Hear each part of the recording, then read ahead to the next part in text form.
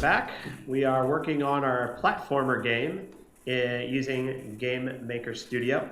And in the last tutorial, which was our first, this is number 2. Our last tutorial, we gathered our sprites, we created some tile sheets, we created our first room when we gave it a background image.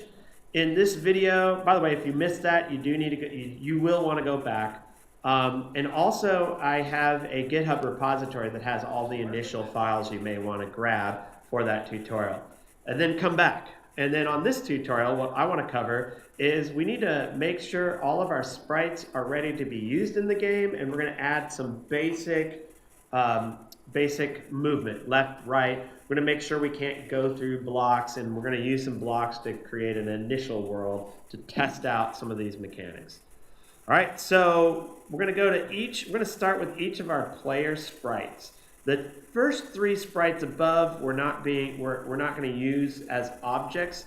So we're going to start with the sprite player climb. These should all be alphabetized at this point, or maybe they're not. They're just in the order in which I created them, apparently. We're going to go to all of our sprite players, and we're going to do a couple things. Number 1, we're on a platformer. Our character is going to stand on a platform. We're going to have gravity, so when we jump, we're going to come right back down, and we're going to land on the platform. And so we're going to adjust the origin to make it easier to deal with colliding on the platform when we drop. And so the way to do that is you open up the sprite, and where it says top left, you're going to set the origin to bottom center. And by the way, it's a 48 by 64 pixel graphic. So we're going to keep the origin, the X to be 24, but we're going to change this to 64. So it's going to be origin of 24, 64, and I'm going to lock it so I don't accidentally mess it up. Then we're going to change its collision mask. We're going to make it automatic. No, sorry, we're going to make it manual. Excuse me. We're going to make it a rectangle. And we're going to set the actual values here. Let me configure this so I can see it a little bit better. One moment. Okay, I just had to close all the output windows. Okay, so we're going to make it manual, we're going to make it rectangle, and we're going to choose a left of 4, a top of 4, a right of 42, like the universe and everything, and we're going to keep the bottom what it was before, 63. So this is going to be our collision mask. Take careful note, because we're going to use this exact same collision mask for all of our sprites. Okay, so we have sprite player climb, we have a player dive, player jump, player run, player stand. All of them will have the exact same collision mask. It is manual, rectangle, and we're going to do 4, 4, 42, 63. So I use the snipping tool to kind of show you what's going on. So you want to do this for all of your sprites. And so you can pause the video here while you take a look at it, you get the settings, and then we're going to apply it to all the other sprites, and then I'm going to come back. So I'm not going to show you this setting up so we can buy some time to explain the mechanics of jumping and running and all that. Pauses. I did want to talk about the player die for the collision mask. It may seem kind of strange, but if the player's dying, we don't really need to think much about collision masks after this. So even though it looks like it's off, don't worry. The rest of them will be fine once we set them up. Okay, I thought I'd unpause it and just show you while we're previewing our character running. You can see he mostly stays within the collision mask. So it's these kinds of animations we want to have this set up for and sort of test. And you can see it sort of extends beyond where the character is a little bit, but honestly, when we're playing, we're not going to be looking at the character that close up. So the fact that part of it may trigger a collision, or his foot extends just a little bit to the left over here and his club sticks out a little to the right, it's better to have a consistent rectangle. It's less likely to get hung up on other objects. Okay, so now I've done this for all of my sprites for my player. Climb, die, jump, run, stand. The other reason why the origin is important, that you're consistent on here, is that all of these sprites are going to change. They're all going to be attached to one object, and it'll change. If we're running forward, it'll be sprite player run. If we're jumping, it'll be sprite player jump. And if you're just standing and not moving, it'll just be sprite player stand. And as long as the origin is the same on all of these, it won't jump up or down a little bit. So if suddenly you're playing your game and the player does these really weird things, it might be that the origin got messed up somewhere. So it's always a good idea to be very consistent and take the time at the beginning to set it up right. So let's do this on our sprite blocks. We're just going to do a precise collision. And on the block, we're just going to do a top left. Okay, so I've opened up the collision mask. On these blocks, we're going to just do an automatic rectangle. And the origin is 0, 0. But we're going to also do this, the origin the same for sprite death. So the origin is already set to 0, 0. Just go ahead and lock it so you're okay. Now the collision mask on here, we want to set this one from rectangle to precise. It's just quicker. I mean, we could have set the rectangle manually, but then we'd have to calculate its size. So for each of these, sprite depth, sprite floor, sprite ladder, they're all going to be precise collision, not per frame. There we go. And they're all going to be locked at an origin of 0, 0. The origin of 0, 0 is going to help when we build out our room, and so we're almost there. So we're going to do that, and then I'll show you what I mean by that. So go ahead and lock all this. So now we've done it for the sprites, and then we just need to deal with the snake. And the snake, we're going to position the origin like we did the player, so it's bottom center, and then change the 63 to 64. In this case, we're just going to do a precise collision mask, like so. Sprite snake die, do the bottom center. Change 63 to 64, just like we did with our player. I should have locked the other one. Collision mask, precise. Probably doesn't matter on the snake die so much. But at this point, we have all of our origins set for all of the objects and players in the game rooms, and all we're going to have to set our objects now. So what we'll do is double check, make sure all of yours have the origin set. And once you do that, you can pause if you need to double check this video, or just move along and then see if something weird happens. And if it does, check your sprites. So at this point, we're ready to work on our objects and create some simple movement. Okay, so at this point, we're going to create basically just two objects. We're going to have a block and a player. So we want to right-click on objects, or hold down the Alt key and type O. We're going to create an object, and this is going to be object block. And we're going to set the sprite to be sprite blocks. Now, at this point, we're going to make sure we check solid. On a collision, if one of the objects is solid, both objects in that collision, when they collide, will get set to where they were the frame before colliding. So you see it says solid instances will automatically be placed back in their previous position when in collision. So it'll basically make it easier when your player lands on the platform if they're falling, because otherwise you could have a thing where the player actually gets embedded into the object and stuck and it can't come out. So one of the two objects in the case needs to be solid. We'll make the block solid. And then what we're going to do is we're going to put these blocks in the room to sort of test out some movement. So I want you, once you create your object block and you set the sprite, we're going to go to room 0, and we're going to add our block in the instances layer. So I'm going to select the object block over here. I have the instances layer selected over here, and I'm going to hover and click.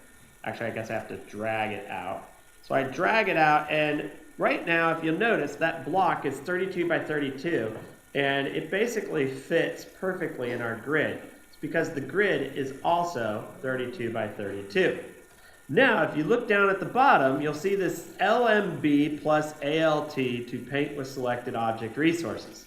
And that's secret code for left mouse button plus the Alt key allows you to paint with your object. So I'm going to hold down Alt, and now I'm going to click and drag.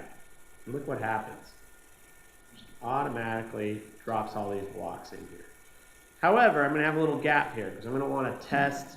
I want to test at some point gravity. I want to see that he falls down this block. Now, eventually, I'm just going to give you a warning.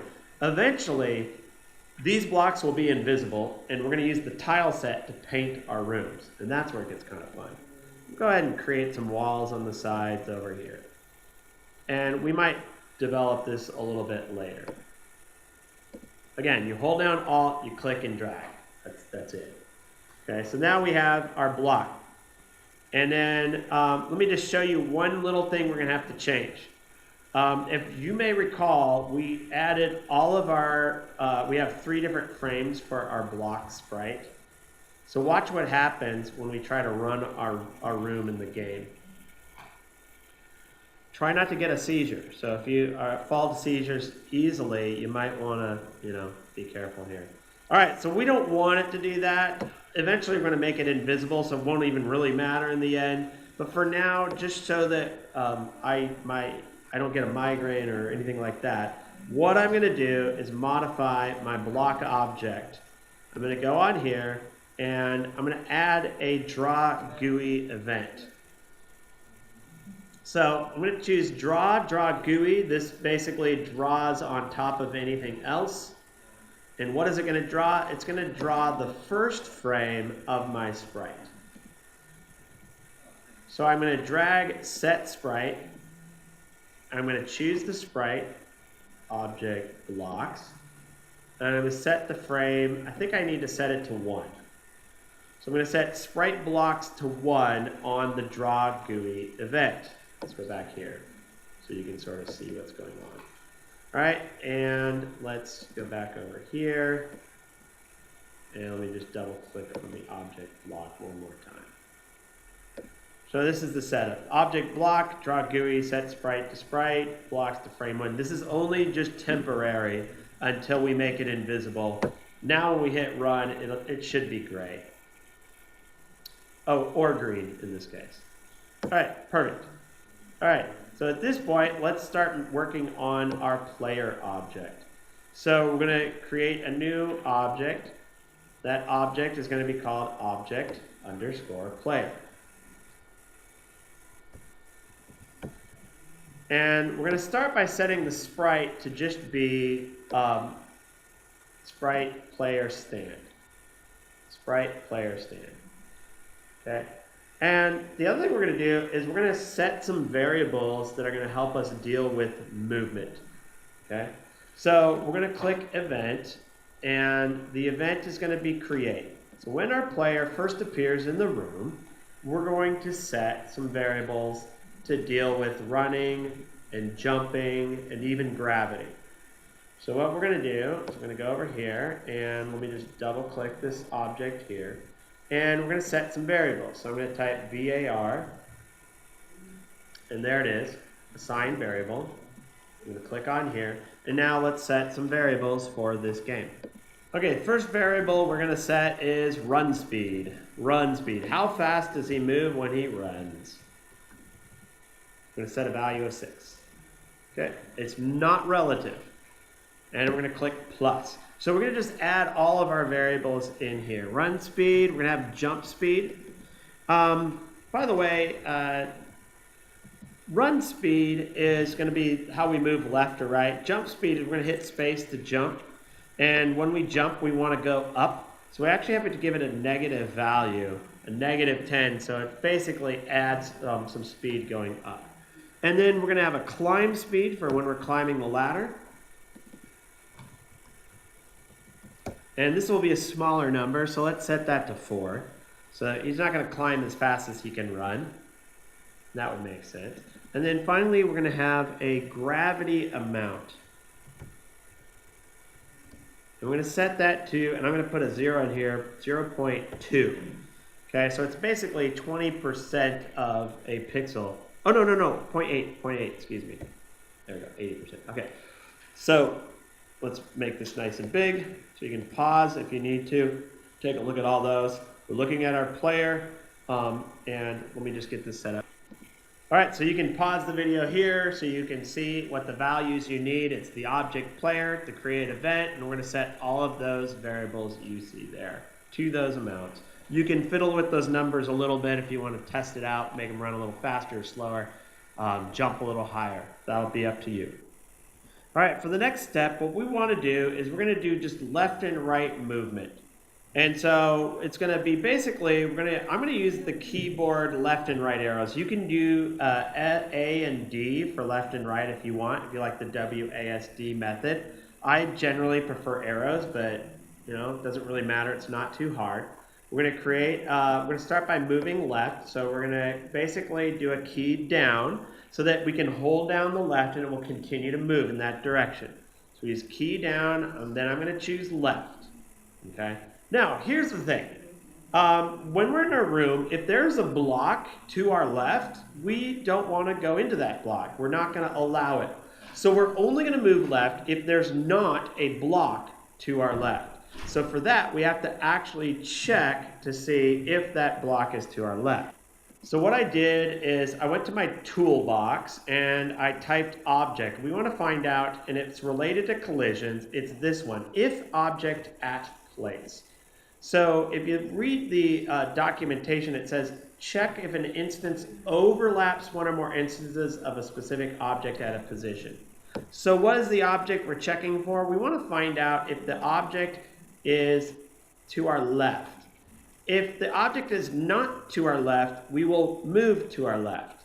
So what we're going to do is we're going to check in relationship to the player object, and we're going to use run speed. And so if you notice, there's the variable called run speed, which we created.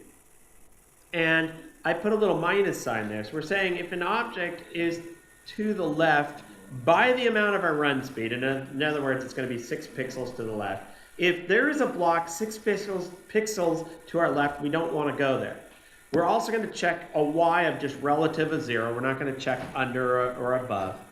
And then we're going to check the box that says not. So if there's not an object block to the left by the amount of run speed, then we're going to jump to that position. So we write jump. There it is. It's jump to point. You want to drag it down so it's on the right like that, and you let go. So where are we going to jump? We're going to jump left of negative jump speed, or run speed, excuse me. I keep thinking it's the word jump to point that throws me off, and I'm going to check relative, and I'm going to do relative y of 0, like so. So if there's not an object to our left, go to the left. Let's test this out, though. And so I'm going to pause. You might want to pause this to make sure you get all this. All right, let's test this out. So in order to test it out, we have to actually put our player in the room. So I'm going to go to room 1. Notice how I have the blocks. I select the player, and I've dragged the player out, and you'll notice I drop him right there, and then the question is, will our player stop when he gets to this wall at the left? And so we're going to do the left arrow, and we'll just try it out. If he goes through the wall, we have a problem. He doesn't. I'm holding it down. I'm still holding it down. He does not move because there's an object there. Now, the real trick is, could you have this movement to the right without seeing my video? So my challenge to you right now, if you're watching this video, go ahead and have try to see if you can get him to move to the right using what you see here as your example, okay? And then come back, and then I'll tell you how I do. Okay, this is what I did if you've been following along. I right-clicked, I clicked duplicate event, I changed key down to key down right, I double-click on right, and I get rid of the negative signs. When it comes to the grid, the X and the Y, if it's X, and we do a plus, we move to the right. We do a minus, we move to the left. So now he moves to the right, he just hovers over that gap. Oh, let's see if we can go through the wall on the right. Nope, he can't hit the block over there, and he can't hit the block before. He's not moving at this point. He can't jump. I don't know what I just did there. Didn't like me. That was weird. All right, well, anyway, I guess I did hit some key to start it again. So at this point, we have very basic left-right movement. I'm really low on time, so I'm going to save the jumping mechanic and the gravity and the animation for a later tutorial. So stay tuned for that one. Thanks for watching.